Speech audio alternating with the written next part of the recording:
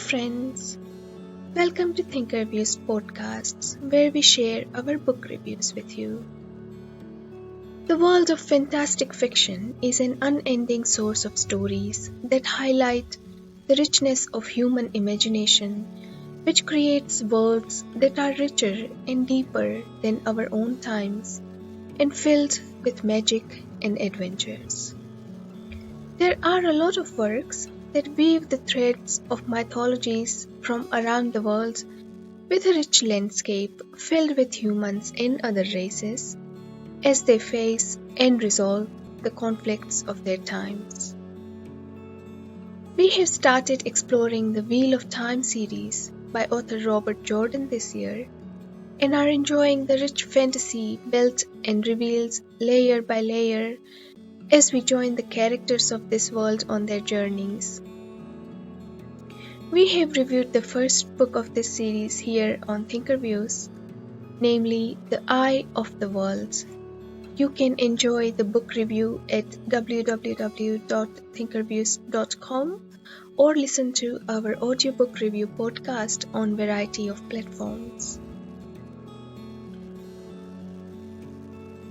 Published in 1990, The Great Hunt is the second book in this series and has been loved by readers all around the world. It has also been split into two parts in 2004 if you are looking at later versions. And here is our review of this book for you on behalf of Team ThinkerViews. As usual, let's take a look at the cover page of the edition we have been enjoying.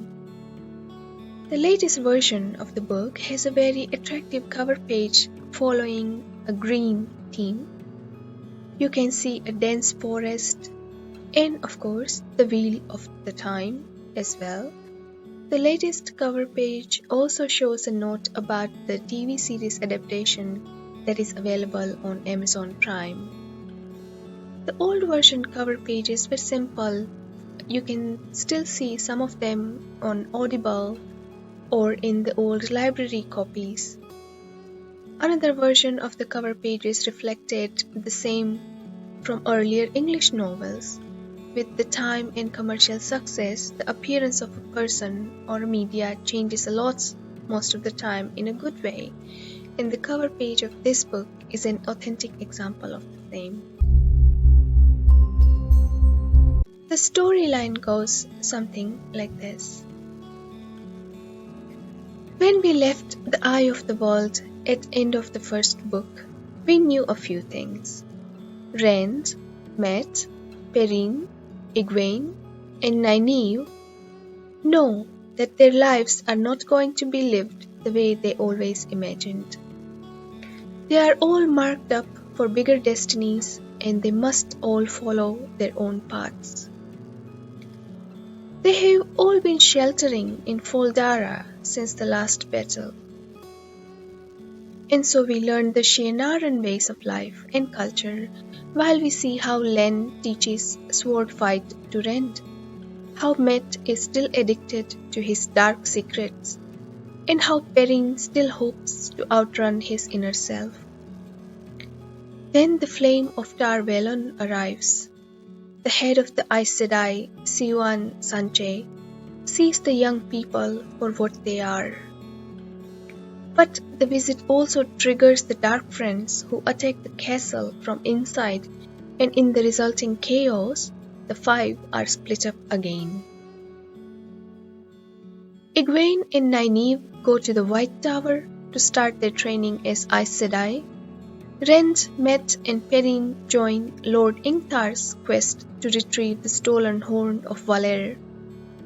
The darkness is gathering around them with every encounter they have what the Trollocs led by Padan Fain are leaving from them. And then somehow, Rand, Loial, and Húrin end up in an alternate world, which looks like theirs, except for appearing completely deserted. Here, they meet beautiful Selene, who nudges Rand closer and closer to using his power and access the source. The parties meet up again in the city of Carhien, and Ren finds his long-lost friend Tom Merlin. But there is really no time when Ren is not being pursued. Neither is this the case with Egwene, Nynaeve, and Min. All three of them get lured out of the White Tower and towards a place that literally leashes women who can channel the power.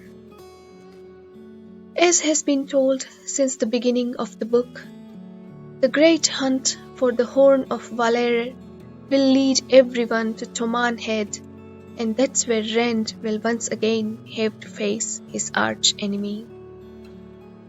Will this battle lead to the branding foretold, or will it play out to change the course of prophecies? Let me start the review with some of my favorite lines from the book. The wheel of time turns, and ages come and pass, leaving memories that become legend, then fade to myth, and are long forgot when that age comes again. In one age, called the Third Age by some, an age yet to come, an age long past, a wind rose in the mountains of doom. The wind was not the beginning. There are neither beginnings nor endings to the turning of the wheel of time, but it was a beginning. We enjoy complex stories that take us through journeys of discovery of self and the world. Getting through one battle is only the start of something that Rand hardly understands. There are thousands of years worth of antagonism, history, and prophecies and expectations to go through before he can come to terms with who he is and what must he do with the burden he did not ask for in the first place. Same goes with the others, and this book shows them the possibilities and the could-have-beens time and again through alternative universes for Rand, through Aes Sedai testing of past, present, and future for Nynaeve, through dreams of Egwene, and through visions of Min. If a woman go left or right, does time's flow divide? Does the wheel then weave two patterns, 1,000 for each of her turnings? As many as the stars? Is one real, the others merely shadows and reflections?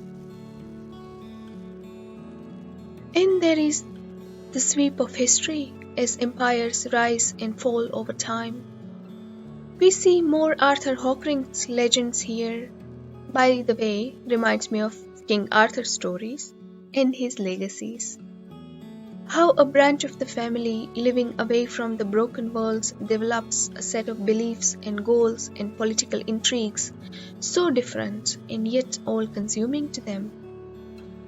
As they travels through the land shows Rand how insignificant humanity can be in the whole scheme of things. What nation standing whole today will fail tomorrow? We are being swept away, humankind. Swept away like flotsam on a flood.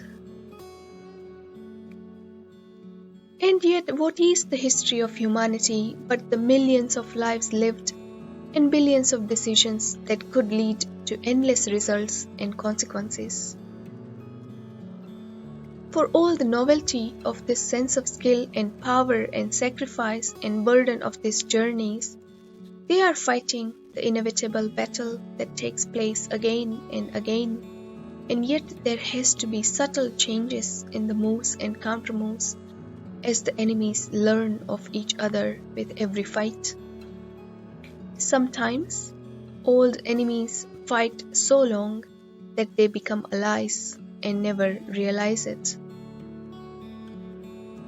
And it is the inevitability that gets the upper hand. When you are born to bear a burden, you must, whether you are prepared or not, because someone needs to. Death is lighter than a feather, duty heavier than a mountain.